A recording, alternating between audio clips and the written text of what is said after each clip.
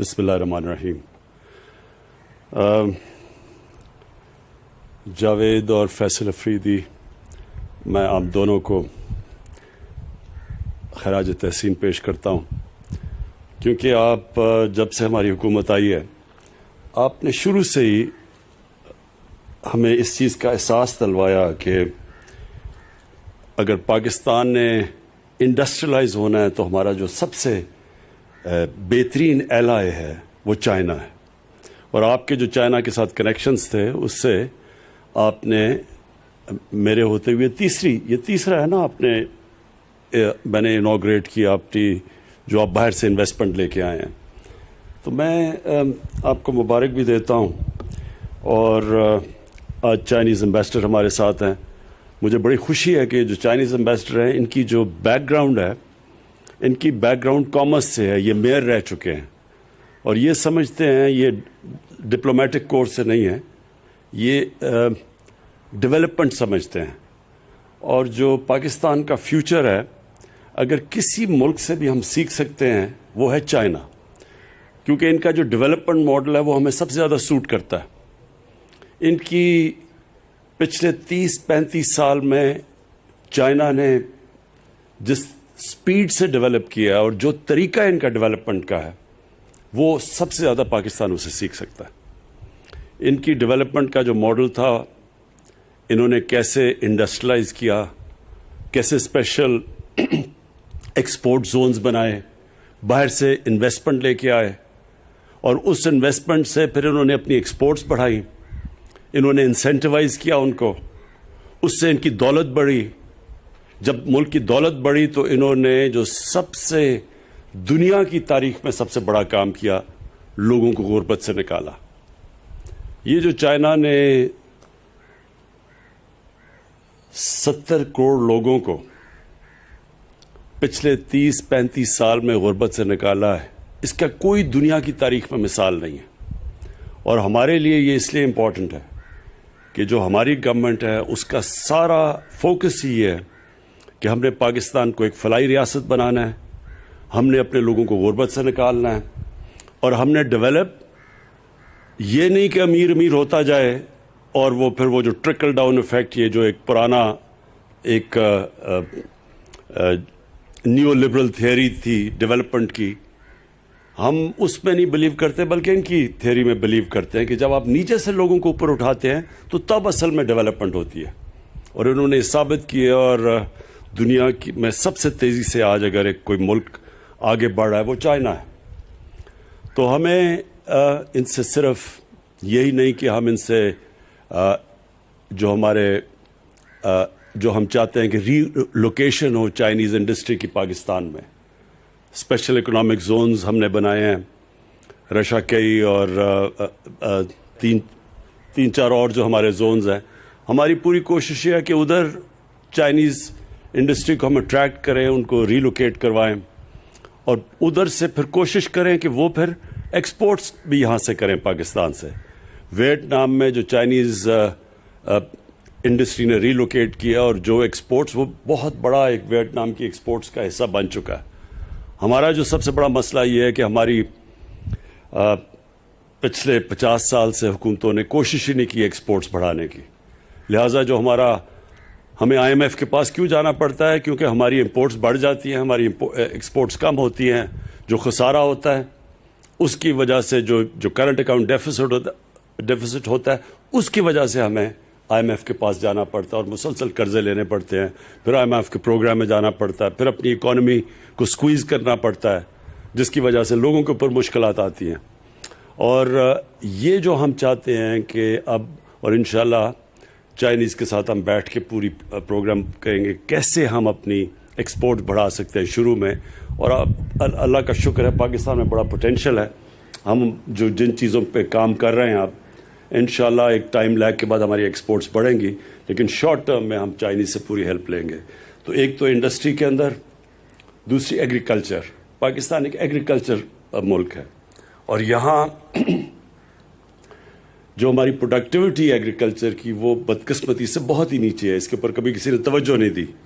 تو چائنیز کے ساتھ ہم مل کے ابھی سے پروگرام بنا رہے ہیں کیسے ہم اپنی سیڈ ڈیولپمنٹ کر سکتے ہیں, کیسے اپنی پروڈکٹیوٹی بڑھا سکتے ہیں. ان کے پاس جو ٹیکنیکس ہیں اور جو انہوں نے کیے ہیں وہ انشاءاللہ ان سے ہمارا پورا کوآپریشن. اور سی پیک کا جو جو اس کا اگلا حصہ آ رہا ہے اس کے اندر ایگریکلچر بھی شامل ہے. میں آپ کو جے ڈبلیو اور یہ جو ایم جی کا آپ نے آج یہ کیا ہے, کانٹریکٹ کیا ہے ان کے ساتھ, اور یہ جو آپ گاڑیاں پروڈیوس انشاءاللہ مارچ میں غالباً آپ کرنا شروع کریں گے, تو یہ اس لیے اچھا ہے پاکستان میں کہ اس کے جو ایفیکٹس جائیں گے ساری اکانومی کے اندر. آٹوموبائل انڈسٹری ایسی ہے کہ جس کی ریپل ایفیکٹ ساری اکانومی میں جاتے ہیں, اور صرف ایک ہی نہیں کہ ایک سیکشن گرو کرتا ہے بلکہ روزگار لوگوں کو دیتے ہیں, اس سے اسکل ڈیولپمنٹ ہوتی ہے, اس سے پوری ڈاؤن دا لائن ساری جو کنیکٹڈ انڈسٹریز ہیں, جو آٹو پارٹس ہیں, سب کچھ ڈیولپ ہوتا ہے. تو یہ آپ نے بڑا زبردست کام کیا, میں پھر سے مبارک آپ کو دیتا ہوں, اور میں یہی امید رکھتا ہوں کہ ہم اور اب جوائنٹ وینچرز کریں گے چائنیز کمپنیز کے ساتھ تاکہ ہم اور ان کو اٹریکٹ کریں پاکستان میں. میں آخر میں حماد نے بڑی تفصیل میں بتایا سب کو کہ پاکستان کا سچویشن کیا تھا جب ہمیں گورنمنٹ ملی, کس طرح کے چیلنجز تھے. پہلا سال ہمیں سٹیبلائز کرنے میں لگا اکانومی میں. جب بھی آپ اکانومی کو سٹیبلائز کرتے ہیں عوام کو ایک مشکل وقت سے گزرنا پڑتا ہے, اور جو دوسرا سال تھا بدقسمتی سے اس میں کووڈ آ گئی, اور کووڈ میں اللہ کا میں خاص شکر ادا کرتا ہوں, اس کا کرم ہے کہ ہم جس طرح ہماری جو پالیسیز بنی, جس طرح ہم کووڈ سے نکلے ہیں, دنیا میں صرف 5-6 ملک ہیں جس کی ورلڈ ہیلتھ آرگنائزیشن مثال دیتا ہے کہ جس طرح پاکستان نے سٹیئر کیا, نیویگیٹ کیا اس مشکل وقت سے, کہ لوگوں کی جانیں بھی بچا لیں بیماری سے, اور ساتھ ساتھ اپنے لوگوں کو بھوک سے بھی بچا لیا. امریکہ جیسے ملک کے اندر لائنیں لگی ہوئی ہیں لوگوں کی کھانا لینے کے لیے. ہمارے سے بہت امیر ملک, ادھر جو ان ملکوں کے اندر غریب لوگوں کا حال ہے, اللہ کا شکر ہے کہ ہم نے اپنے لوگوں کو بچا لیا.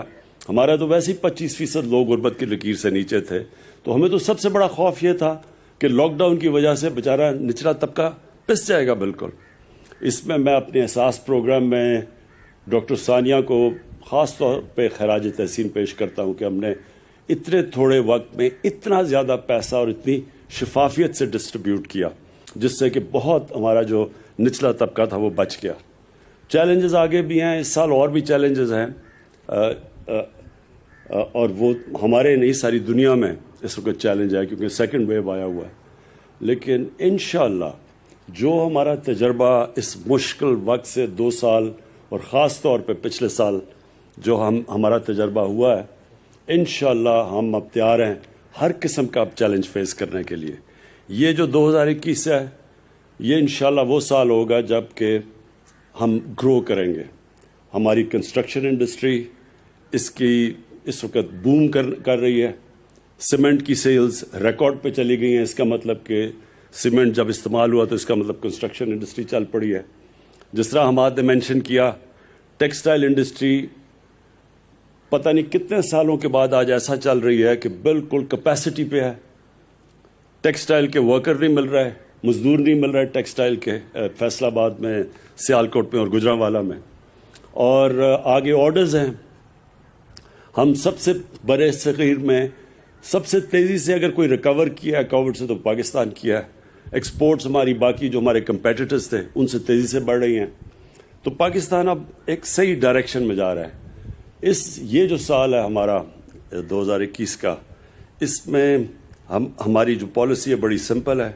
ہم نے بزنس فرینڈلی پالیسیز بنانی ہیں. ہم نے اپنی انڈسٹری کی مدد کرنی ہے, خاص طور پہ جو ہماری انڈسٹری نگلیکٹ ہوئی, پیچھے رہ گئی, انڈسٹریلسٹ پیچھے رہ گیا, ہم نے پوری ان کو انسینٹیوائز کرنا ہے. اور جو ویلتھ کریشن ہوگی, جو ہمارے ملک میں دولت بڑھے گی, اس ساری دولت کا ہم استعمال کریں گے لوگوں کو غربت سے نکالنے کے لیے. ہمارا جو احساس پروگرام ہے, میرے جو اس سال کے اندر جو 2 میں اپنے آپ کو ٹارگٹس دیے ہیں وہ یہ کہ ایک یونیورسل ہیلتھ کوریج جو ہمارے صوبے ہیں پختونخوا کے, پنجاب اور جی بی اس سال کے اینڈ تک یونیورسل ہیلتھ کوریج، یہ امیر ملکوں میں بھی نہیں ہوتی کہ ہر گھرانے کے پاس ہیلتھ انشورنس ہوگی، تاکہ کہیں بھی اگر ان کو کوئی کسی بھی ہسپتال میں جا کے وہ اپنے ہیلتھ انشورنس کارڈ کے ذریعے وہ اپنا علاج کروا سکیں گے۔ یہ بہت بڑا چیلنج ہے، یہ امیر ملکوں میں بھی اس طرح کی یونیورسل ہیلتھ کوریج نہیں ہے۔ اور دوسرا جو انشاءاللہ میں اب پروگرام لانچ کرنے لگا ہوں احساس پروگرام کے ذریعے، اور جس میں میں ساری قوم کو انوالو کروں گا، کہ وہ پروگرام یہ ہے کہ کوئی پاکستان میں بھوکا نہ سوئے۔ ہماری اب پوری کوشش یہ ہے کہ انفارمیشن ٹیکنالوجی کا استعمال کر کے ایریاز ہم آئیڈینٹیفائی کریں گے جدھر جدھر سب سے زیادہ لوگوں کو جدھر بھوک ہے، اور ہم سارا ملک اس میں این جی اوز کو، اپنے جو لوگ خیرات دیتے ہیں، پاکستان میں بہت خیرات دی جاتی ہے، ان کے ساتھ گورنمنٹ احساس پروگرام، یہ مل کے کوشش یہ ہے کہ سال تک ہم یہ پورا اپنا پروگرام جب انفولڈ کریں، جو ڈیولپ کر رہے ہیں ابھی، کہ انشاءاللہ ایک یہ وہ ملک بن جائے گا کہ کوئی پاکستانی بھوکا نہیں سوئے گا۔ شکریہ۔